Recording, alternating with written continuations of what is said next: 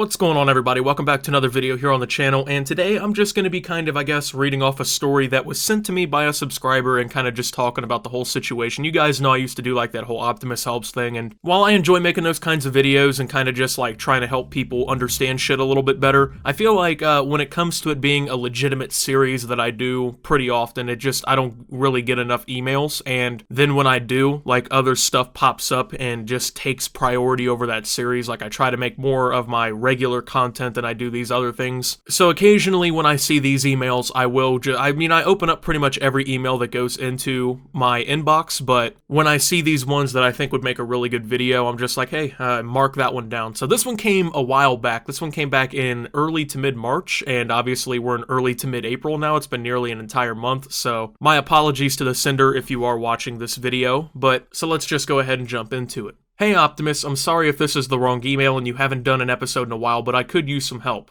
I'm 20 years old as of yesterday and I'm struggling a lot. I'll start this out of high school. I'm a huge baseball and football guy. I played baseball and football in high school and was fortunate enough to receive college offers for both. I went with baseball and was targeted by Montana State, South Dakota State, and Abilene Christian, a D1 private school. I know about Abilene. Anyway, I was weeks away from accepting a Montana State scholarship. They had 3 guys drafted the year before, and I loved the campus. But I broke my hip last football game of the season. Needless to say, they backed out. I went the rest of my junior year thinking that I wasn't enough. I played the full baseball season and played well. Going into my senior year, South Dakota State offered me again, and I accepted. I finished my senior year, and next thing I know, I'm off to college. In the first 2 weeks, I was named a starter for fall season as a designated hitter. It had been a long time since that happened. I was playing at the top of my game. The following week, I tore my labrum in my shoulder, season over before it started. I became depressed, never left my dorm, and would sleep until 3 p.m. You sound like me, man. I just woke up an hour ago, so only time I got up was for class and on Sundays to go to the bar and to watch the Chargers game. I had no friends and watched people play the game that I love. The only reason I came all the way to South Dakota from Arizona. I had my surgery a month later and began rehab. Shit got so much worse. 2 days into rehab, I walk an arm in a sling. I'm feeling confident that I can be back for the spring. I take my sling off and the PT begins working me through my workout with a 5-pound weight. I lose my grip and out of reaction grab it in midair and I hear a pop. Torn bicep. I was off the rails. I eventually had to have surgery again and it was the same depressed cycle. Now, most of the part up ahead, I don't really want to get too deep into detail about because it's pretty dark. Let's just say some of the medication that he was taking and had left over began to become more of a recreational thing, and then there was some thoughts going through his head about suicide, and he passed out before he could do anything to himself. So I came home after that year and have been in my parents' house working and going to junior college. I was put on antidepressants that didn't work. I did my rehab, and I even tried playing that summer, but I couldn't throw the ball more than like 90 feet. I'm doing better now and thinking about transferring to the University of Arizona next semester. However, I just don't know what I'm doing with my life. I have an awesome girlfriend of over 2.5 years, but I feel like I bring her down sometimes. I have mediocre grades despite working harder than I ever have in school. I often think of my destroyed baseball career and what could have been. I feel bad for having to live in my parents' house, but where I live, an apartment is $1,500 a month, high tourist traffic because it's near the Grand Canyon. I guess I just feel stuck and depressed. It'd be awesome if you had some advice, and I'm sorry this was long. I tried to shorten it the best that I could. Okay, so your story is honestly like really sad to read because, I mean, you had obviously like all this laid out in front of you and you had all these dreams. I understand that, but you can't just sit around and like think about what things could have been all the time instead of like trying to focus on the things that you can control. So this is a problem that I personally had a lot too, right? And it makes you feel kind of like a disappointment sometimes. Like I understand, like you feel like people judge you from the outside and, you know, they don't really understand how you feel on the inside. I totally understand that, but at a certain point you just have to try and make the mentality change to understand that yes, things in the past happen.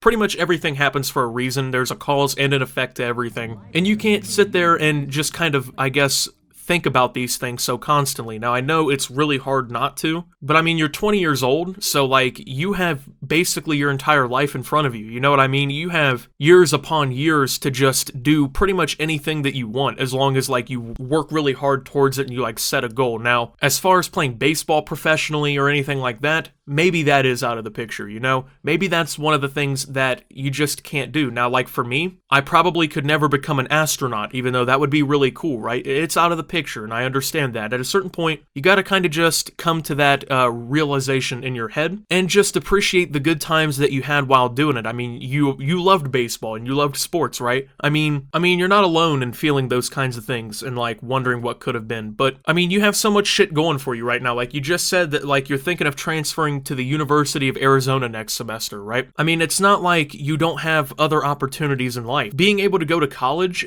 in and of itself is an opportunity that so many people don't have. There's a lot of people out there who simply can't afford college, and even with financial aid, they just can't afford it. There's people who live in horrible places on the planet where college isn't even like an opportunity to these people. So the chance to go to college is honestly one of the greatest opportunities that you really have. You know, you can go to school for pretty much anything and become anything that you want. Now, there are a lot of downsides to school. I'm not going to sit here and act like it's all great and whatnot, but I feel like if you can figure out a way to like stop worrying about the past and think more about what you can do with your future, you maybe won't do so bad in school. I think a lot of people underestimate how much like your emotions and what's going on inside of your head really affects how you do in school. I mean, of course, doing, stuff at school like your classwork, your tests and whatnot, all extremely important, and that's basic fundamentals for you to pass. But I mean, if you just feel so down on yourself and you feel down for how the future looks for you and, you're not getting to do this and do that, that really takes up mental space that you could be prioritizing on your education or finding other things and other opportunities in life to help you out. I mean, even now you're in college. You say that you're struggling a little bit with your grades and things like that, but you're at a really good spot in life, even if you're not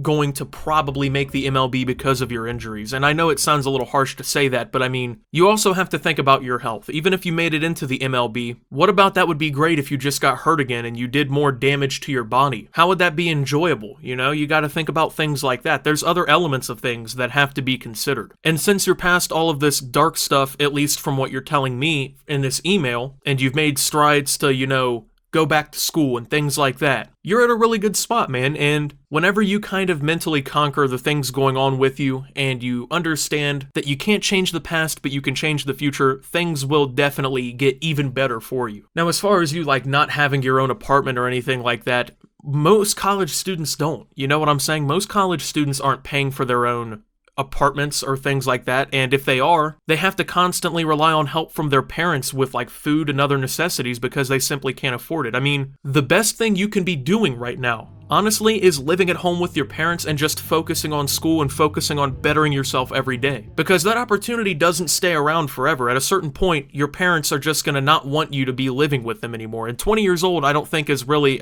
like an unnecessary age to be living with your parents. You're 2 years into adulthood and you're going to school and all of this stuff. It's not unreasonable to live with your parents, especially when rent is, $1,500 a month? If anything, you're doing your parents like a financial blessing and yourself at the same time, because just having you at home, knowing that you're basically okay all the time, like you have food and necessities, you have a roof over your head, and you get to focus on school, means that they don't have to shell out more money to have you in like a dorm or to pay for an apartment or to have to constantly buy necessities for you that you could just have there at the house, right? And you don't know like what you're doing with your life yet. And honestly, where we're at in age, that's acceptable. I'm 20 years old now too, so it's completely okay to not know what you want to do for the rest of your life. I know like in high school and in even like middle school, there's like all of this constant pressure to know what you want to do for the rest of your life. All the time, you're asked like, hey, what are you going to go to college for? Hey, what are you going to be when you grow up? Hey, what are you going to do for a living after you're outside of high school? Things like that. You can set benchmarks for yourself and like try to get yourself in a place where it's like, yeah, I want to do this, but to pretend like that's concrete and like you already know that for sure for the rest of your life, that's insane. And you're definitely not the only person our age who has no idea what they want to do with the rest of their life, who has this kind of internal crisis. I mean, it's like so common that millions upon millions of people have this kind of problem. But in all reality, it's better to have this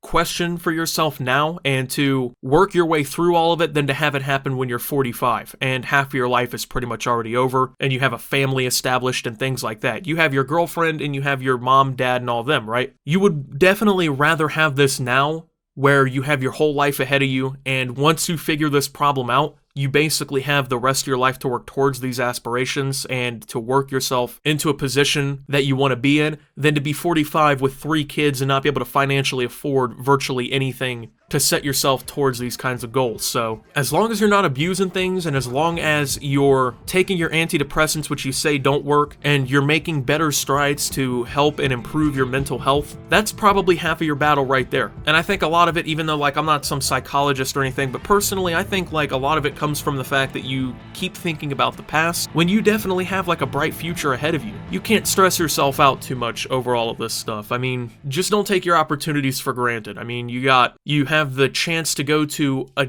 pretty good university, the University of Arizona, and I can't tell you what to be. You know, I can't tell you what you should do for the rest of your life. That's up for you to decide. That's what everyone personally needs to decide for themselves, so it's just up to you now. I mean, you still have plenty of time. You still have all of these opportunities around you. So now it's time to reach out and do something with them. So thank you guys for watching this. If you did enjoy, make sure to leave a like, subscribe if you're brand new around here on my channel. Follow me over on Twitter at @SubToOptimus. I post memes, thoughts, and updates over there. Make sure to check out Shop Opti down below for some fresh Optimus merch. Thank you to my channel members. Your support helps my channel tremendously. And until my next video, guys, this is Optimus, reading your emails and signing out.